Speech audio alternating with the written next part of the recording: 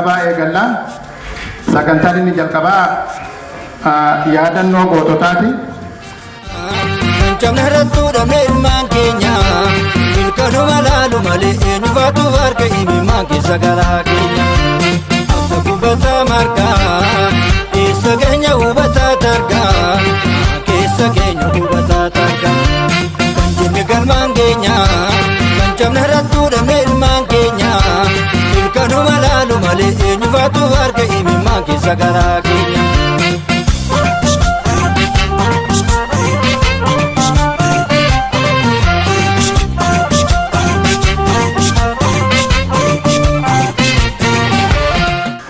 Galatoomaa nu ta'a. Mee Rabbi akkanumatti jaalala nu haa kennu. Jaalala nu haa kennu. Xinnaa guddaan walaa jaalatu. Sabni keenya har'a tokkummaadhaan as gahee tokkummaa kana Rabbi nu haa eegu. Tokkummaa kana Rabbi nu haa eegu. Mee biyya alaa Oromoo akkanumatti walaa jaalachiisu. Tokkummaan saba Oromoo har'a iddoo kanaan nu gahe kun bulee nuuf haa dagaagu. Haa dagaagu. Nuti immoo ilmaan Oromoo biyya alaa jirru tokko taanee akka saba keenya bira dhaabbannu ammas beekuma isaas nu haa kennu wal biras nu haa jiraachisu bulaa guddadhaa jiraadhaa. Rabbiin walitti nu qabee naga keessa nu haa jiraachisu. Oromoo Rabbi afaan tokko haa taasisu. Diinni nu rafee bulaa akka hin jirre ammoo sanillee Rabbi nu haa beeksisu. Diina nutti gaada'aa jiru nu gallee rafuullee Rabbi riba akkasiisan nurraa haa qabu. Afaan keenya tokko haa taasisu. Kenna keetii nu badhaasu galata kee waaqa guddaa yaa gurraacha gara cabbii yaa danda'a waan hundaa. Umte Oromiyaa biyya keenya geeraa addunyaa kanarraa miidhagsite soolana keetii didhaa keessa jennerraa kan nagaadee haa horaatu haa qufuu kan qotate kan baratee haa ogoomu haa guddaatu annaalatee. Haade sugeessuun hawwan keenya lakkuu shanini akka cirracha galaanaa nuuf haa baay'attu sanyini haa mul'attu dhaloon keenya akka urjii mannaa keessaa ushaanee akka bishaanii akka duukaa qilleensaa. Yaa gurraacha gara gorbaa yaa tokkicha maqaa dhibbaa wal jaalalaa nu kunuunsi nurraa ittisi wal jibbaa safuu keetii yaa Waaqayyoo si kadhanna waaree barii adraa kenniif Oromiyaadhaa nagaaf waan caalu harii. Jenne marabbaa yaa Waaqayyoo si kadhanna gooytaa guddaa adraa kenniif Oromiyaadhaa nagaaf waan caalu hundaa. Eebba kitaabaa kanas ammarraa eegalee eebba isaaniitiin banamee jira. Kanattaan sun maanguddoonni kenna ammas nasoo wajjin keekii eebba kitaaba kanaatiif qophaa'e isaanii wajjin akka nu muran iddoo keekiin qophaa'etti isaan affeerraa baay'ee nu galatoomaa kitaaba eebbisuu keessaniif. Kitaabni kun ammarraa jalqabee bakka itti barraa'e biyya Hoolaanditti eebbifamee jira. Baay'ee galatooma.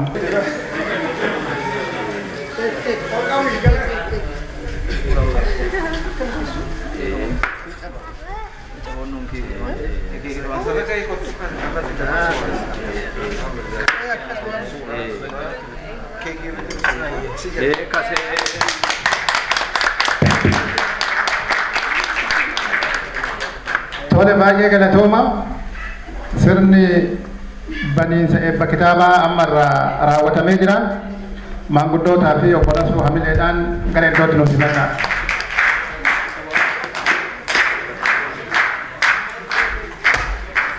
Kitaaba barreessuun waa salphaa miti, hojii ulfaataadha.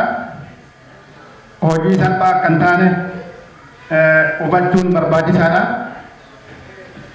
Maaliif kitaabni tokko barraa'aa waan jedhus beekuun sirriitti barbaachisaadha. Inni duraa hubannoo fi yaada qindeessuun dhalootaaf dabarsuudha. Dhaloonni maal beekuudhaa qabaa, eessaa kaanee eessa geenne garamitti deemaa jirra waan jedhu sirriitti beekuuf nama gargaara. Kanaaf kaayyoon kitaaba kana inni guddaan haala keessa dabarre dhalootaaf dabarsuu fi egeree fuuldura akeekuudha. Barreeffama seenaa biyya sanii keessa barreeffamaa ture keessatti waa'een Oromoo afaan keenyaan baay'ee barraa'ee hin jiru. Kun immoo namni waan afaan biraatiin barraa'e dubbisee amanuudhaaf dirqama. Waan afaan isaatiin hin barraa'in afaanota biraatiin dubbisuudhaaf dirqama. Akkuma jedhame sanitti fudhachuufis amanuudhaaf dirqama. Afaan keenyaan kitaabni kun yoo barraa'u faayidaan inni qabu inni guddaan uummanni bal'aan keenya akka salphatti afaan isaatiin kitaaba barraa'e dubbisee haala keessa dabarree fi haala amma keessa jirruuf egeree keenya ka fuulduraa beekuudhaaf akka salphatti isaan gargaara. Biyya keenyatti wanni rakkoo guddaa ta'aa jiru har'a ragaan dhugaa biyya Itoophiyaa jedhamu keessa barraa'ee taa'ee jira. Seenaan uummattoota dhugaa ta'e barraa'ee jira jechuun baay'ee nama rakkisa. Warruma sirna kitaabittootaatti akka ofii barbaadanitti waan ofii barbaadan jallisanii barreessanii dhaloonni isaanii sanuma qabatee akka lallabu kan biraallee kanuma akka faarsu haalli ture. Wanni baay'een amma warri barreeffama baay'ee daftaraa jedhamu keessatti argitan referaansii hin qabu. Akkuma jedhuun barraaya waanuma isaan qabatee lallaba dhaloonni sun.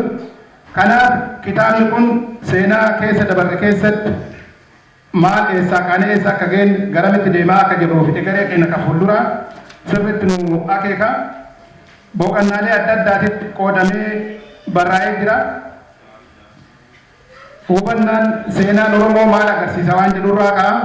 Oromoon eessaa ka'ee eessa ga'ee eenyutu buqqifame eenyutu uummata Oromoo buqqisaa ture rakkoon keenya rakkoo namootaati moo rakkoo sabootaati waan jedhu bal'inaan kitaaba kana keessatti ifee jira.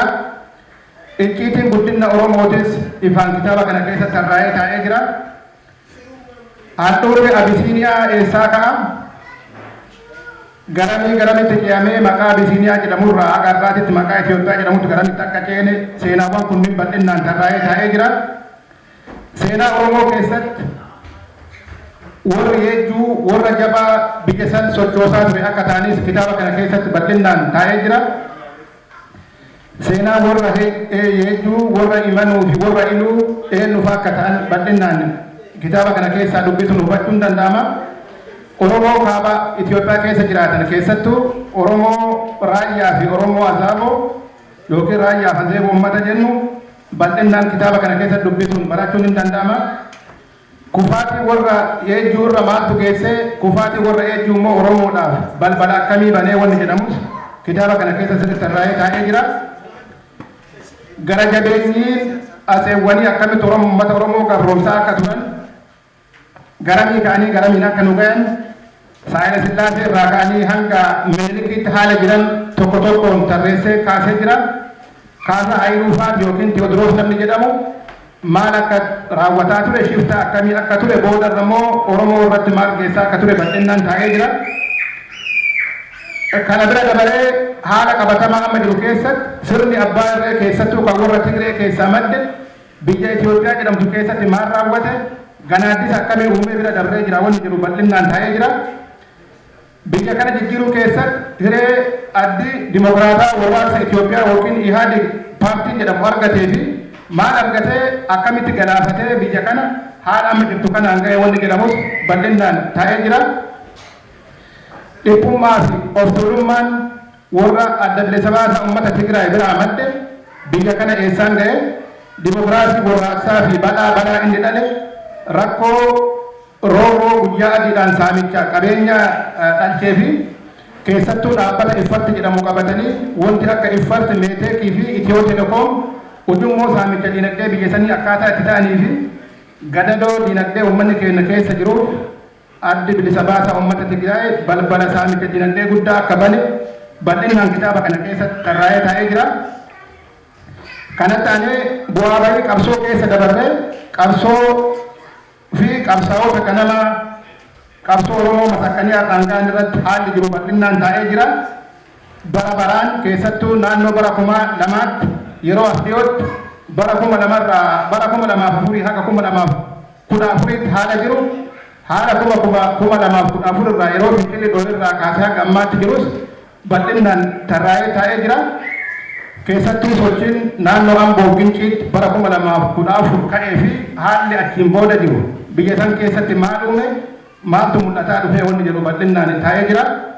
Kana bira dabalee haala qabatamaa amma keessa jirutti tiim lammaa yookiin garee lammaa tuutti jedhamu jijjiirama siyaasa sanii keessatti siyaasa biyya sanii hubachuuf jijjiiruu fi fuuldura tarkaanfachiisuu keessatti akkaataa hubannaa siyaasaatiin masaraa Minilik to'atan qabsoo fincila uummataatiif qeerroon gaggeessi isaanii san akka ga'e masaraa Minilik qabachuun immoo garamitti nu geessuu karaa ittiin danda'u bal'inaan kitaaba kana keessatti taa'ee jira.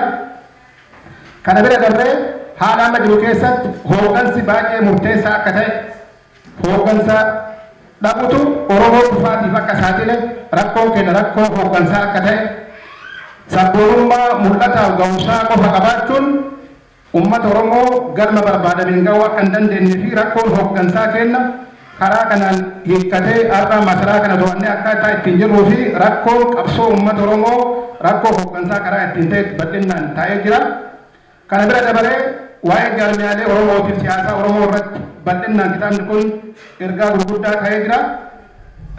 Gaaga'amoo tokkummaa dhabuu tokkummaa humnaa filannoo Oromoo irratti waa'ee paartilee siyaasaa Oromoo irratti maalummaa sabboonummaatii fi sabummaan ijaaramuun cubbuu akka hin taane uummanni tokko mirga isaa falmachuudhaaf sabaan ijaaramuu akka danda'u bal'inaan kitaaba kana keessatti taa'ee jira.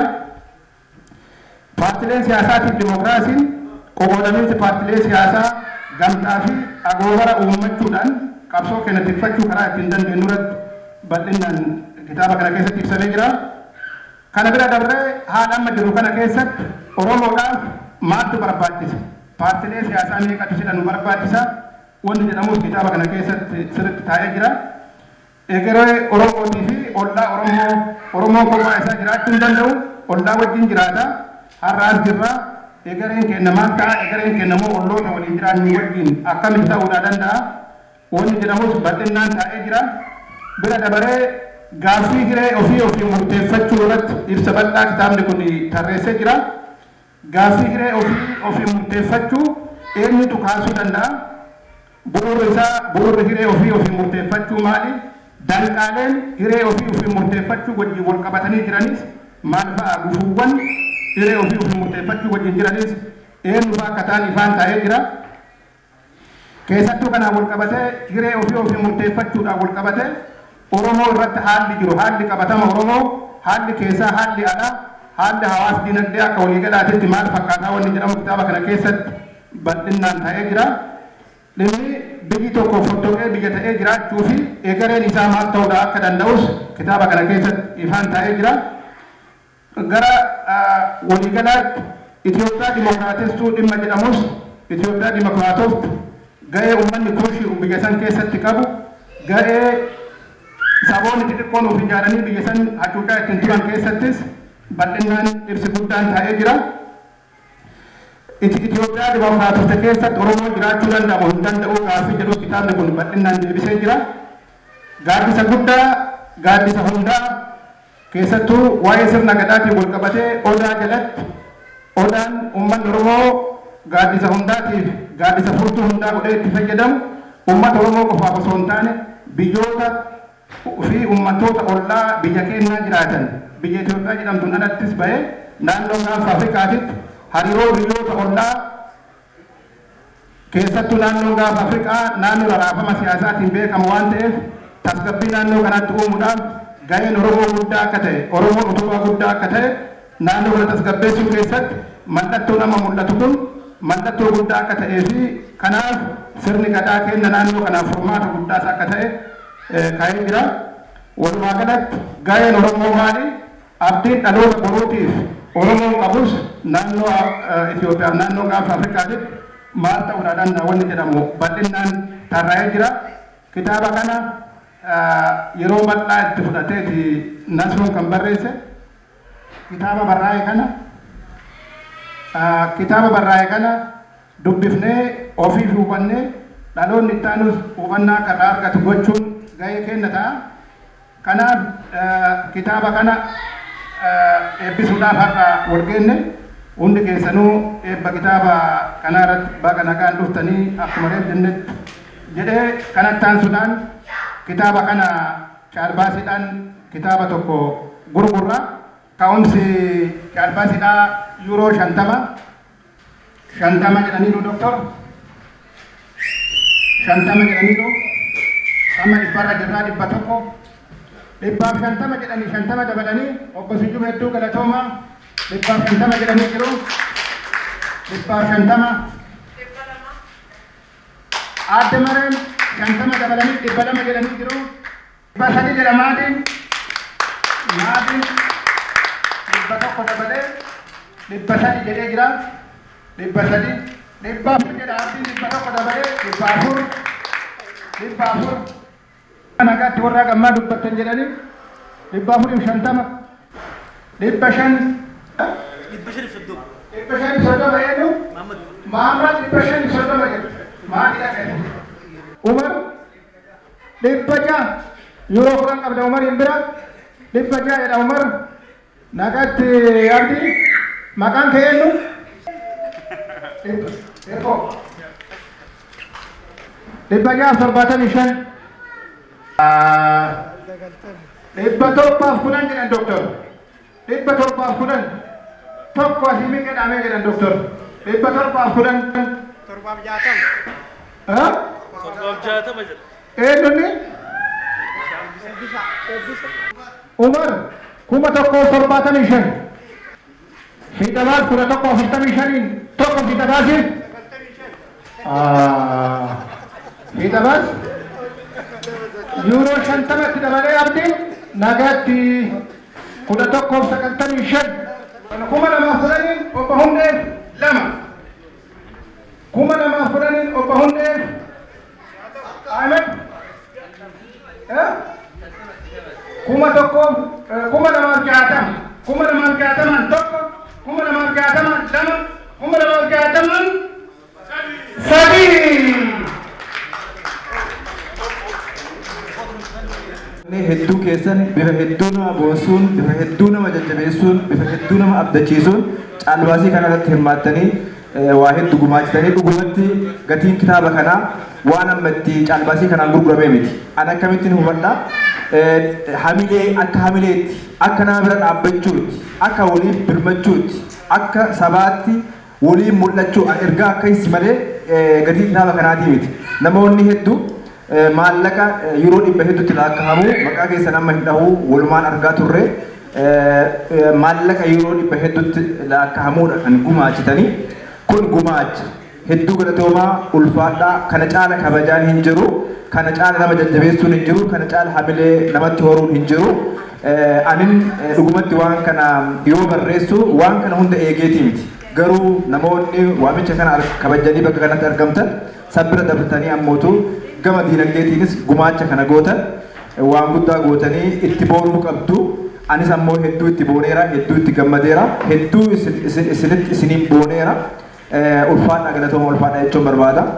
Egaa kana jedhee ammas waa'ee kitaaba kanaatiin wal qabate kitaabni kun asiin tilmaamuun isiniin rakkisu yaadni isaas asumatti burqee hojiin isaas dhibbatti biyyuma kana keessatti barraa'ee xumurame biyya yoo dhaqu wanni angoo yoo jiraatu achitti maxxanse eebbisiisuu namaan wal qunnamsiisuu fi biyya sanitti akka raabsamu godhuu qofa malee wanni biyya sanitti peejii takka illee biyya sanii wanni barraa'ee hin jiru waanuma biyya kanatti xumuramee jechuudha. Yeroo kitaabni kun biyya kanatti barraa'u namoota hedduutu na gargaareera biyya kana namoonni jiranis maqaan isaanii namoota muraasa kitaaba kana keessatti kaheera namoonni biyya kana ala jiranis kan Oromiyaa jiranis namoota hedduutu na gargaaree gumaata yookiin ammoo contribution namoota hedduuti waan kiyya qofaa miti. Jalqabumaa kaasee kitaabni kun beekumsa kiyya qofa osoo hin taane beekumsa hayyootaati, beekumsa beektotaati, beekumsa namoota waggaa 100 dura siyaasa haa ta'u seenaa Oromoo yookiin kan isa naannoo gaanfa Afrikaa barreessaniiti. Kitaabni kun gumaata yookiin ammoo contribution hayyoota dhimma siyaasaa dhimma seenaa irratti qorannoo gurguddaa gaggeessanii fi hojii gurguddaa hojjetanidha. Ani wanni godhe maanini hubannoo kiyyas waa xiqqoos dabale isa kaan ammootu akkuma saba keenyaaf ta'utti akka qorqalbii dhaloota qubeetiif ta'utti wantoota nu barbaachisu hubannoo saba keenyaa cimsuudhaaf beekumsa qaroota dhaloota qubee cimsuudhaaf waan ni barbaachisa. Keessumaayyuu haala yeroo haala qabatamaa yeroo ammaatiin waa walsimu maalidha kan jedhu xiyyeeffachuudhaan waan kana barreessuudha. Wanni guddaan an godhe yeroo kiyya qisaasuu hedduutti dadhabuudha. Waan kana ni tilmaamtu taayip godhuun mataa isaatti hojii salphaadhaa miti. Kanaan amma exaggerate gochuun natti fakkaata. Yeroo kana dura waan kana barreessu namoota tuyyuun haasa'u. Maaliif namni nama hubatu. Kitaaba abalu barreessaa maali namni hedduun namaayyuu hubatu. Gariin hamileeyyuu namaaf hin laatu. Ibin hamileeyyuu diskariin nama godhu. Dhugumatti ani wanti kun ni ta'uu qaba. Hayyoonni hedduu qabna. Namoota hedduu baratan hedduu beekan qabna. Garuu gaabbiin jira. Dhaloota hedduu dhaloota qubee kan hedduun isaanii afaan Oromootiin baratan miti afaan Ingiliffaa, afaan Faransaa yookiin afaan Arabaa hubatanii beekumsaa hubannoo isaanii gabbisuu miti. Afaanuma Amaaraatu qajeelatti namoota dubbisuu barreessuu hin dandeenye uumneerra suni fedhii Oromooti. Ufii kennaa uumnee jedhan namni durqeen jiru. Garuu ammoo dhaloonni kun keessumaayyuu namni hanga haayiskuulitti baratee barumsa xumuru achumatti dhaabu hireen isaanii maal ta'e waanuma mana barumsaa qofatti baratan irratti rarra'ee hafuu ta'ee jechuudha hireen isaanii. Namoonni baratan hayyoonni beekumsaan muuxannoon waan adda addaan nu caalan afaan Ingiliffaatii fi yookiin afaan biraatiin waa barreessuu malee waan beekaniif waan baratan san akka dhaloota kanaaf ta'utti gadi buusanii biyya ambaa keessatti quantum physics namoota quantum physics irratti specialize hin goone akka hubatamutti barreessuudhaaf yaaluu jechuudha hayyoonni biyya ambaa.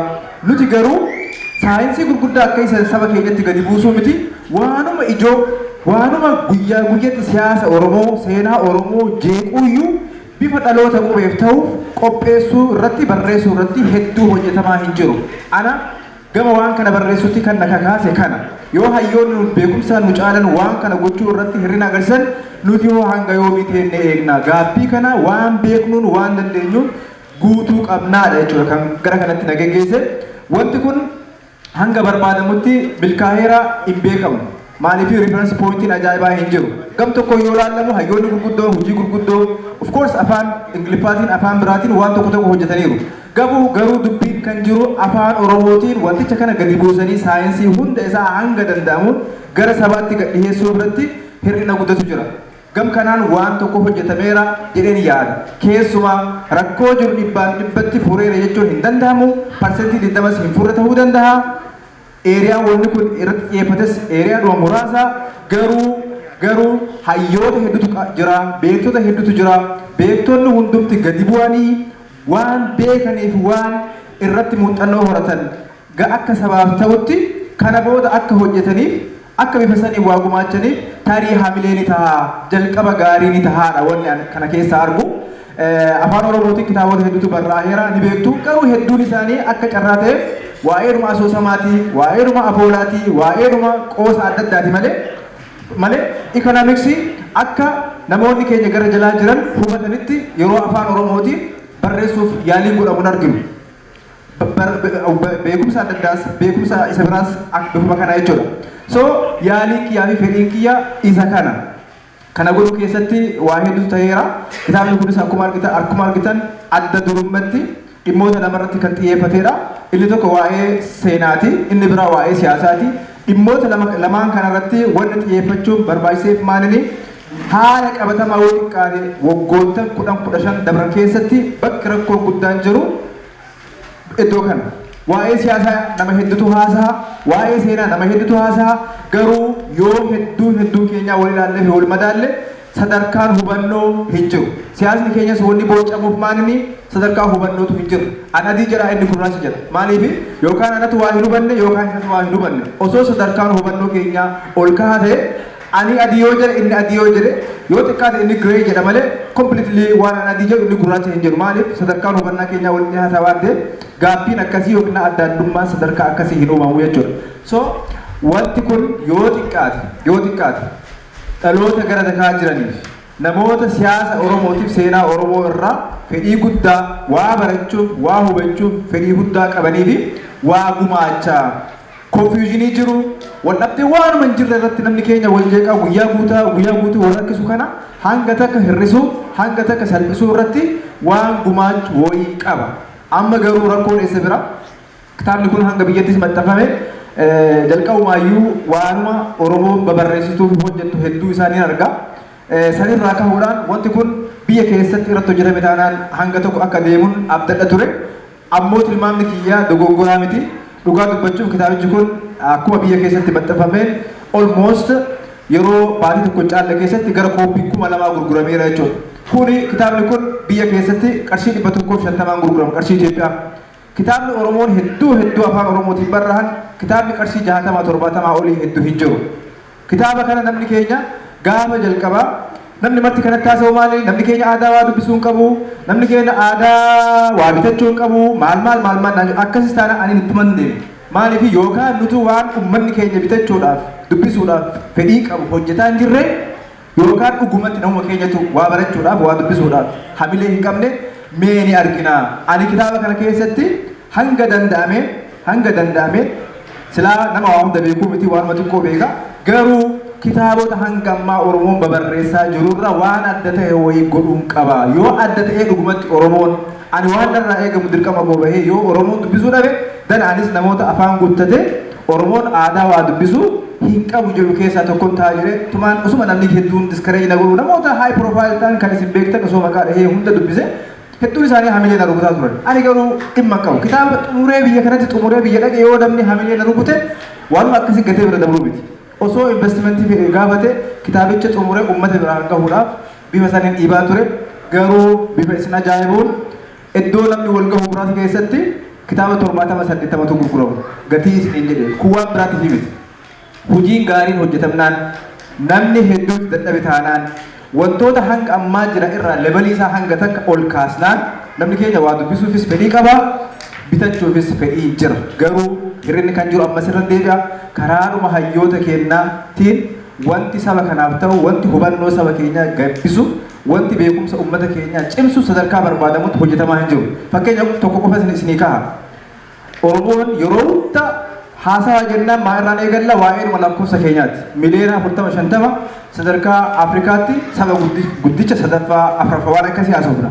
Mee Wikipiidiyaa deema. Waan meeqatu afaan Oromootiin entry artikilii meeqatu Wikipiidiyaa irra kan afaan Oromootiin barraa'ee jira hoo jettan 1000 gati. Kategorii eenyu fakkeessi jirra? Kategorii afaan Kirundiifaa, afaan Swaanaafaa, afaan Swaaziifaa, afaan saboota xixiqqoo sadarkaa Afrikaatti jiraachuu isaanii hedduu keessa kan hin beekne saboota yookiin afaanota nama maqaa dhahe namoonni hedduu mana kana keessatti asiin hin beekan. Namni beektan ni jirtu shakkiin hin jiru namni hedduun hin beeku. Saboota baay'ee xiqqaa afaan namni miliyoona 5 gadi dubbatu wajjin hiriirree jechuudha Wikipiidiyaa irratti. Kana maaltu fide? Hayyoonni keenya dirqama isaanii bahaa hin jiran. Waan beekaniif waan hubatan maaliidha? Afaan Oromootiin barreessuun kan isaan rakkisu. Dhaloota afaan Oromoo nuti hin uumne dhaloota qubee uumuun fedhii keenya hin turre dan dhaloota kana uumne wantoota teekinooloojii afaan Faransiitiif yookiin afaan Ingiliffaatiin namoota hedduuf abistiraakti ta'u maaliidhaaf afaan Oromootiin gadi buusnee akka dhaloonni kun waa irraa baratu akka dhaloonni kun waa irraa hubatu akka dhaloonni kun sadarkaa nuti hawwunuuf eegnu sanitti qaramu godhuu maaltu nu dhoowwe? Namoonni nuti qabnu dhabiinsa nama waa barateetii miti rakkoon dhabiinsa yookiin ammoo nama hedduu beekumsaan ceheetii miti.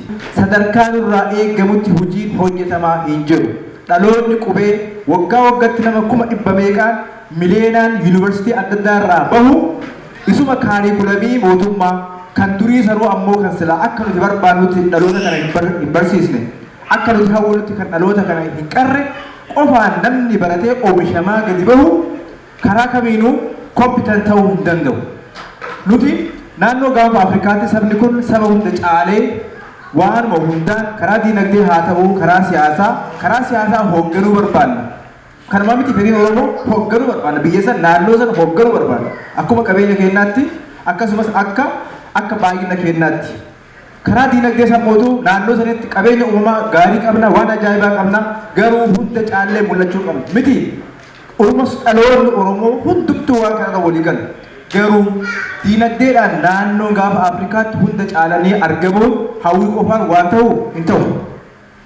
Siyaasaan uummata naannoo gaafa Afrikaa hoogganuu miti. Isa Itoophiyaa guutuu sabaaf sablammoota guutuu hoogganuu miti. Sababa Oromoo qajeelatti hoogganuu jechuun ceessuudha. Hoogganuu jechuun uummata kana dukkana hiyyummaa keessaa, dukkana doofummaa keessaa, rakkoo sabni kun rakkoo siyaasa diinagdee, rakkoo hawaasummaa keessaa baasuudha.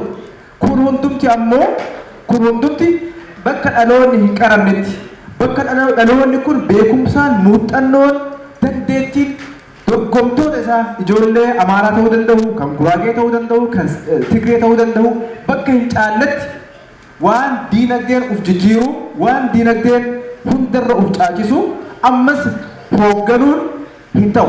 Ibn osoo hoogganaa yaani hiriyyuu namatti kennanii bakka dandeettiin hin jirretti akkuma kaleessa gita jecha gita maali Amaaraa jedhanii yeroo tokko Amaaraa jennee jeneraalaayis goona yeroo tokko ammoo suni politikaalii korrektiidha miti garee wayii jedhama. Uummata haa ta'u akkuma Oromoon hedduun gareen wayii kan Amaaraa keessaa bahe gareen wayii kan Tigree keessaa bahe waggoottan jaarraa tokkoof yookiin achooliif hiree keenya qisaaseera jennee hundumti keenya boonnu bakka dandeettiin hin jirretti bakka gahumsi hin jirretti bakka qophaa'inni sadarkaa barbaadamutti hin jirretti naannoo gaafa Afrikaa hoogganuun Itoophiyaa hoogganuun hiree Guraagee qisaasuu hiree Silxee qisaasuu yoo taate malee faayidaa isaa maali? Keenya qisaasuu bira dabree jechuudha. Kan Oromoo galaafachuu bira dabree hiree sabootaas qisaasuudha. Ofii keenyas cehu ofii keenyas jijjiiramu ammas hireen sabootaa harka keenyatti akka hin qisaasamne akka hin galaafatamne isa diinagdee haa ta'u kan siyaasaa barbaada taanaan wanni guddaan irraa eegamumaanni akka sabaatti beekumsaan muuxannoon dandeettiin almost hunda caallee argamuu qabna jechuudha.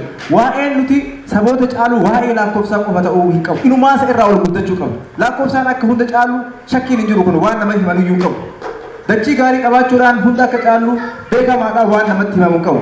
Kan namatti himuu qabnu kana booda maalini waa'ee dandeettii akkasitti ifatti mul'atuunis gahumsa ifatti mul'atuunis saboota hunda caaluu keenya agarsiisuu danda'uu qabna jechuudha. Lakkoofsaan qofa hunda caalleef ni bulchinaa nutti dhiisaan hin ta'u. Kanaaf ani hawwiin koo wanti waan kana barreessuttis na kaasee akka kitaaba kanas itti barreessuudhaaf yaale bifa kanaan jechuudha. Bifa kanaan uf qopheessuu qabna akka sabaatti waan jedhu kitaabni kunis gamsaniin saba kana qaruu keessatti dhaloota qubee qaruu keessatti siyaasa dhama'aa waanuma argi waanuma ragaa hin qabne waanuma bu'uura isaa eessaa hin beekamne callisaniitumaan miirumaan waanuma miiraan geggeeffamu seenaa miirarraa odeeffamu siyaasa miiraan geggeeffamu keessa ol baanee gara waan ragaa waan bu'uura qabu waan hundeen isaa beekamutti ol guddachuu qabna waan jedhu kitaabni kun kan barreeffame tokko kitaaba kanaa chaaptaroota meeqatu jira tokko boqonnaa kitaaba kanaa maal of keessaa qabu hedduu haasa'uu hin fedhu silaa waan tokko ni kaasa jedhee ture garuu haalli yeroo nu hin ayyamu walumaa galatti wannaan jechuu barbaadu maalni waan gootan hundaaf hedduu galatooma ulfaadhaa garuu kitaaba kana hawwiin koo maalini kitaaba kana hundumti keessan bitachuu miti. Kitaabni kun mana hunda seenuudhaa miti. Hawwiin koo kaayyoodhummaan kitaaba kanaatu maalini kitaabni kun dubbifamudha. Bittanii yoo dubbiftanis gaariidha. Nama irraa fuutanii ergifattanii kitaaba tokkocha nama 20 olirra oofee yoo dubbises gaarii hedduu na gammachiisa. Kaayyoon isaas ammoo dubbifamuudha malee namoonni hundumti kitaaba bitatee qabatee manatti galee bira taa'uudhaa miti. Kitaabni kun akka gaariitti tasgabbiidhaan dubbifame taanaan mata dureewwan hedduurratti akkuma duratti hin dubbadhe akka barbaadamutti rakkoo hunda adres godha jechuus yoo baate dhugumatti hubannoo nama hedduu akka hin gabbisu shakkii hin qabu. Anumtuu gaafa jalqaba kitaaba kana ni barreessa jedhee hamileen itti seene beekumsa xiqqashoo isii qabadheen seene kitaaba kana imala kitaaba kana barreessuu keessatti anumtuu waan hedduun baradhee waa hedduu hubadhee almost mana barumsaan seenee ofii jechuun danda'amtu maaliif akkuma duratti dubbate istaandardii waa itti barreessuun upgrade gochuu qabna waanuma baratame akkuma durii itti baratametti hojjetamuu hin qabu jedhee seenee isuma isaan irra deebi'uu waan hin barbaanneef hedduun dadhabee hedduun yaali wanti barraa'e hundumtis hanga danda'ame of course bakka tokko opinioniin kiyya jira garuu iddoon hundumti keessumaayyuu wantoonni wal mormisiisaa wal falmisiisaa ta'an ragaadhaan akka deeggaramuuf yaalii guddaan godhameera akkasuma ta'ee wanni kun perfectidha miti mata dureewwan ka'uu qaban kan hin kaane ammas jiru mata dureewwan ka'anis ammoo sadarkaa barbaadamutti kaaniiru jedhee dhaadhessuu hin danda'u garuu namoonni dubbistan yaada naaf kennuu dandeettanii waa hunda caala ammoo kitaaba kana dubbisuudhaan kaayyoo kitaaba kana bakkaan haageen jechuun barbaada waan dhageeffattaniif hedduu galatooma hunda caalatti namoonni har'a bakka kanatti argamtan hedduun isin kabaja hedduu galata guddaa isiniif qaba galatooma ulfaadha naaf jiraadha. Dargaggoodha isin kan hojjettan. Kanaaf rakkoonumti keenya iyyuu biyya keessattis kan jiru kana nus ala kanatti kana hojjechuu nurra jira warra biyya keessaatiif fakkeenya ta'uudhaaf isin dargaggoon jabaadha. Macaafa irra barreeffame kun fakkeenya gaarii. Kanaaf har'a diinni keenya rafaa hin jiru kanaan dura tarri walgahii kana irratti dubbadheeran ta'a guyyaa wal lolaa oolaniitu halkan araaramaa bulu wuskii wajjin dhugu halkan hojjetaa bulu akka itti Oromoo saamanii waggaa 100 meeqaaf itti beeku sababii kanaatiif nus har'a tokko ta'uu nurra jira isin dargaggoon warra biyya keessaatti wajjinis harka wal qabadhaa tokko taane malee eessa hogan jarrattiin kun nyaattee barteetu nu qorqitee barteetu horii qabu facaasaa jiru asiis immoo nuyi walgahiin keenya walitti fufuura irra jiru hawaasa jabaachuutu irra jira mootummaa kanatti illee waan isaan godhan beeksisuun nurra jira warra ala jirru kan hojjechuu dandeenyu amma kana waan kan biraa hojjetaa turre amma immoo isaan irratti hojjechuu nuuf hin ciisan gabaabatti. Baay'ee gammadeera akkaataa kanaan egaa asitti argamne guyyaan kun guyyaa haaraadha. Guyyaa bilisummaadhaan takka wal argine natti fakkaata. Wal argineerra natti fakkaatu. Ani egaa bilisa baane kanaaf baay'ee waan haaraatu natti dhaga'ama.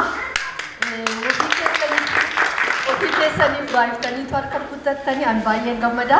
Irraa ka'eeti yeroo baay'ee nasuduu telefoonaanis ta'ee waan garaagaraatiin argaalleen ture as ga'uu isaa itti ciniinnatee akkuma jedhe san wanni inni dubbate hedduun waan an keessaa beekullee tokko haa galatoomu ammallee wanni kitaaba kana akkuma inni jedhe marri keenya haa dubbifnu dhabtiin guddaan ammoo wanni yeroo baay'ee barumsa keessatti xiqqoo biyya kanattu haa ta'u garagaraatitti nu saalfachiisee jiru nama barataa hedduu ka qabnu googilii irratti afaan oromootiin tiraanislaate ka jedhu godhu hin jiru maal godha namni Itoophiyaa yoo jedhan biyya tanatti amhaaris jedhaniir argitaniirtu taadaan isa akka amaaraa afaan amaaraatiin baay'ee tiraanislaate namaa godhu baay'ee nutti dhagama afaan keessan maali qofa namaan jedhan please warri baratan kamiyyuu walitti himaa garuma ta'eenuu karaan afaan oromoo kun googilii keessa akka afaan addunyaa keessatti beekamuu danda'u nu yaalaa nasruun galatoomii fayyaa argadhu. Guyyaadhaa kana wanti na gammachiise Nasruun dandeettii isaatiin barreesse isa toon ta'ini seenaan Oromoo imamaa kan ture afaan irra darbaa ture har'arraa kaasee Nasruu duwwaa miti ijoolleen dargaggoo meeqatu barruutti deebi'aa jira jechuudha. Seenaan Oromoo amma irratti kan qabamee amma ture manguddoo daddarbu irratti ture kun immoo yeroo seenaa siyaasa irratti waaqni ta'eef kanaaf egaa yeroon gabaabaadha argamachuun guddaan natti dhagahamu Nasruunis kan qopheessee inni gochuusaa baay'ee galateeffadha. Haa ta'u malee kun immoo jenereeshinii Oromoo karaa afaanii waliin dabarsuurraa barruudhaan baranii wal barsiisuudhaan darbuu keenya kana qaqqabuudhaaf kunis geeddaramsa guddaadha. Ani baay'ee itti gammadee galatoomaa isiniin jira gaafman. Hayyee har'aan tana hawaasni Oromoo ka Hoolaand jiraatan wanti wal gaanee jedhanii fi kitaaba Nasruun barreessee jedhe kitaaba Nasruun barreessee eebbisuudhaaf akkasuma mootuyyuu biyya keessa maaltu deemaa jira haala amma yeroo jiru kanarra mari'achuuf walitti dhufne kanarra haala deemaa jiru kanaan wal qabateetiif Nasruun kitaaba barreessuun lachuwaan wal simatu tokko yeroon kun yeroo Oromoon gabrummaa bara dheeraa jalaa baatee ifa aduu argiteedha. Ifa kanaan mootuyyuu qabsoon kun ammallee hin dhaabbanne diina garagaraatu jira, diinni keessaa jira, diinni alaa jira. Diinni ammootuyyuu saayikooloojimaan ilmaan Oromoo hagar'aa gabrummaa jala turuu irraa ka'e waan dhufe kana bilisummaa kanayyuu bilisummaa ta'uu amanuu dhabuu fa'aa keessattu jira. Haala garagaraa keessa bacancaraa keessa jira. Yeroo akkanatti yaanni namaa faca'ee maal goonaa garam deemnaa maaliif jirraa wallaalan kana wanti akka kitaabaa kun yoo barraa'ee dhufu tokkoffaa eessaa kaanee seenaan Oromoo eessaa ka'eeti har'a eessa jira siyaasaan Oromoo ammootuyyuu maal irra jira hubannoo bal'aa akka godhannu har'aan tana namoonni baay'een hubannoo dhabuu irraa eessa seenama Oromootu beekuu dhabuu irraa bilisummaa jechuun maal jechuun siyaasaa jechuun maal jechuun waan ta'e kunniin hundi waan wal harkaa dhayuuf garamitti akka deeman waan hin beekneef waan ummata keenya kana barsiisuudhaaf dammeessuudhaaf kitaabni akkanaa barraa'ee dhihaatuun seenaa kaleessaa si barsiisa har'a eessa jirtaa argita siyaasni immoo maalii argita bilisummaan nu lolluuf kunu hiiki isaa maaliidha tirree ofirraa kaasnee Abiyyiin achi kaahuudha moo jijjiirama biraati waan jedhu Abiyyi taa'ee jira kana booda immoo wanti itti fufu maali Abiyyi immoo Opiidoo keessaa dhufee maal keessaa dhufee wanti barbaachisu qabsoo Oromoo keessatti ati eessallee dhufi bu'aa ummataa gaafa buufte gaafa ummataa dhaabbatte isa ka barbaadamu jechuudha.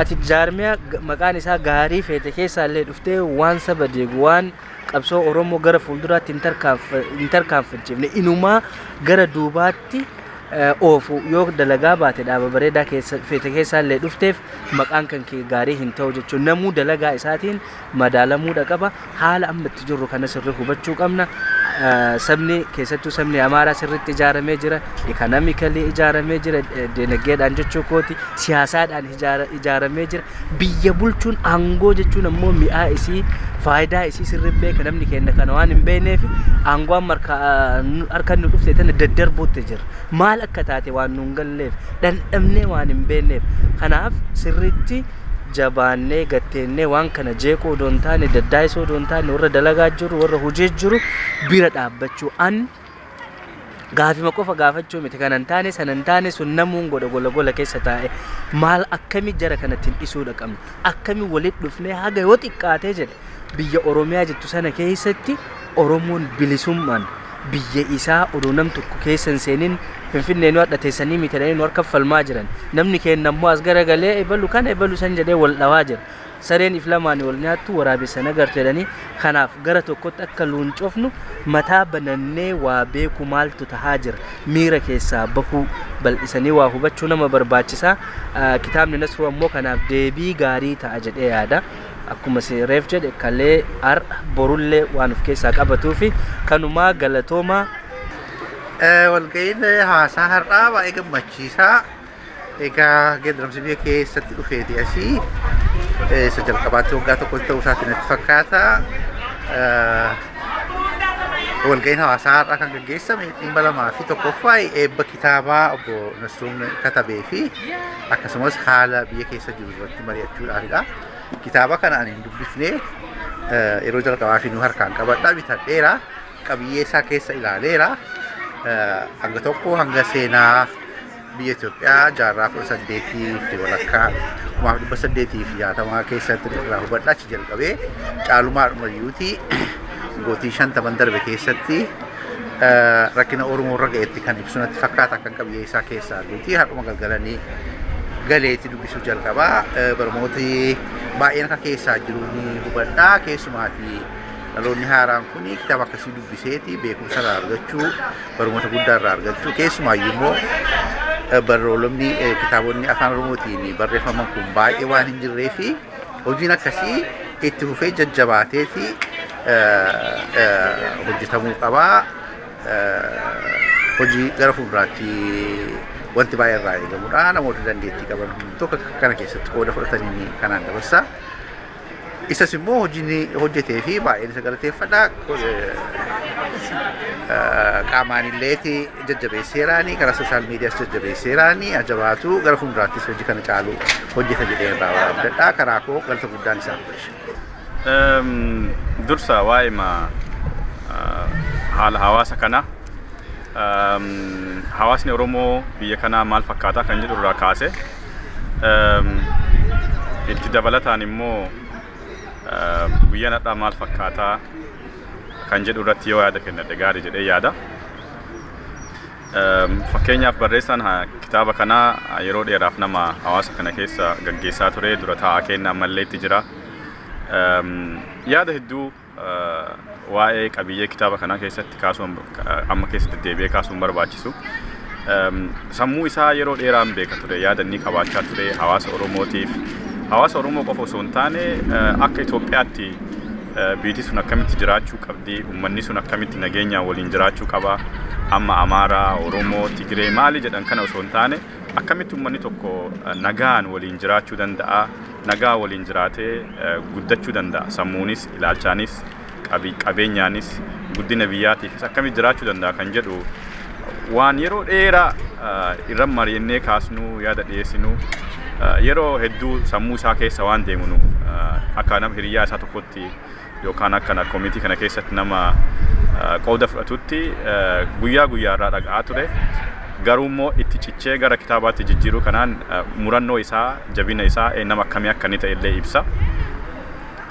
Nasruun hawaasa kanaaf nama murannoo guddaa qabu, nama dadhabe hin jenne, nama hamma danda'ametti ganamaa galgala hawaasa kanaaf carraaquudha.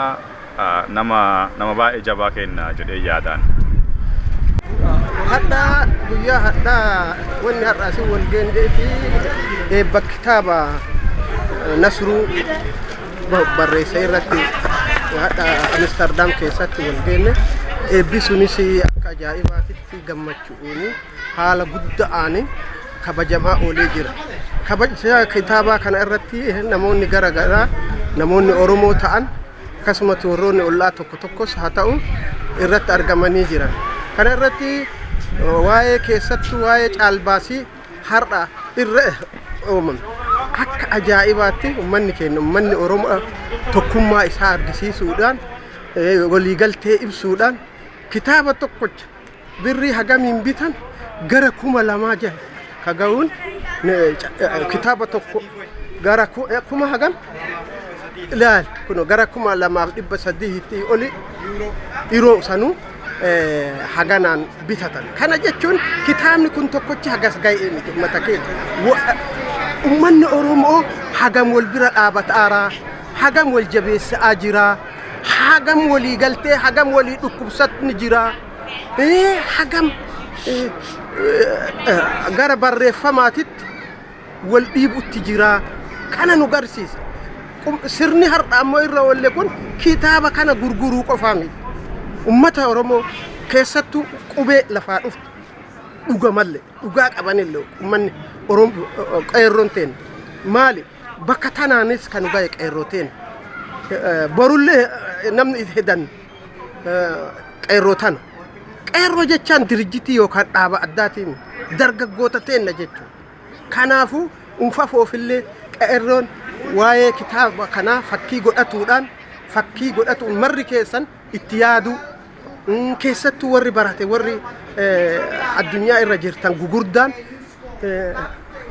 afaan Oromoo guddisuu qubee isii barreessuu amma waan bakka saalfannee jiru bakki itti saalfannee jiru googilii yoo afaan uummanni waliin barannu afaan ofiin tiraanisleeta godhatu nu afaan Oromootiin hiikkanna jechuudha.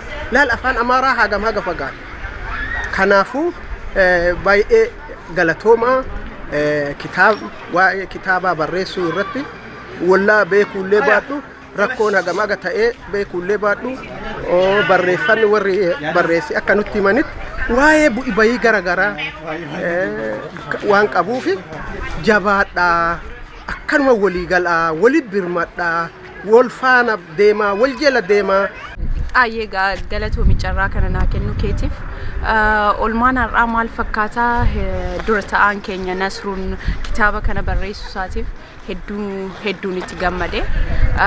Matsaafa wanta kitaaba kana keessatti seenaan keenya,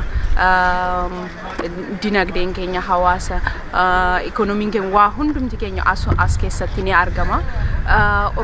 Oromoon rakkina isheen dabarsiteef gara fuulduraatti immoo akkamitti deemuu qabna, politikaan keenya maal ta'uu qaba kan jedhu kan dabarsines qeerroon keenya rakkina meeqa keessa darbee har'a xiqqoo ifa wayii argaa irra.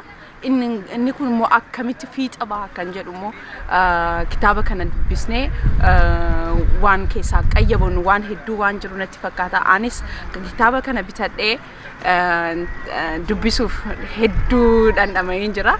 So anillee nan dubbisaa, hundumti keessan kitaaba kana bitadhaa dubbisaa, waa hedduu keessatti argattu jedheen abdii godha. Kitaaba Nasruun Hasan barreesse durataa hawaasanii zallaan eebbisiisuuf asirratti wal geenne eebba kana irratti argitanii baay'ee gammanneera. Baay'ee duubatti hafiinsa keenya ka duraaniif maa'aa turreen dhukkubsataa turre yaadda'aa turre keessatti argitanii keessaa hagam tokko akka tabobaa harkatti qabataniitiin hin taan soqanitti harka mirgaatiin ta arganne tana jabeeffataa, harka bitaatiin taafte soqataa.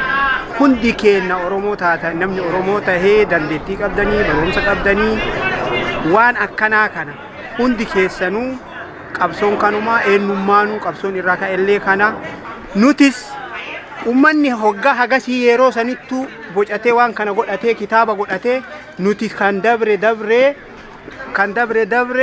kan ammaa guutuu jige hagaafee ol qabatan jedhanii ka dabreef seenayurraa ka hafeef akkan seenoyne uf dura keenyaaf akkan seenoyne ijoollee lafaa dhuftuuf akkan seenoyne kitaaballee barreeffamuu fi maxxansiisuu fi baasuu bichaa osoo hin taane waan baafame kana ijoollee teennarraa dubbisiisuu akka barreessan qubeedhaan jajjabeenya akkanumaan ijoollee qubee lakkoofsiisuu osoo hin tahin ulaagaalee isaa hundaan ijoollee teessan barsiisaa of baraa of tahaa ka ambaa hagadhaa gabroomne ka duraanii maanayaan oolina tam ammaan achiitu hujii ammaa achii eenyummaanu mataa hojjannu.